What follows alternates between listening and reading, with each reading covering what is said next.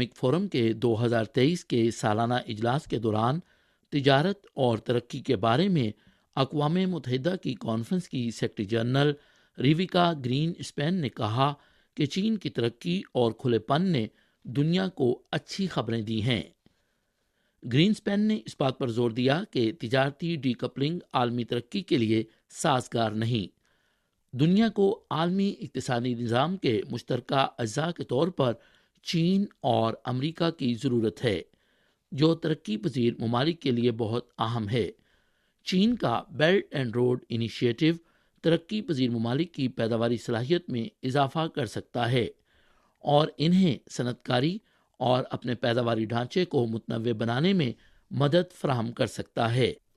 ریویکا green Spain نے مزید کہا کہ ہم نے 2023 میں جو کچھ اچھی خبریں سنی ہیں ان میں چین سے آنے والی اچھی خبریں بھی شامل ہیں۔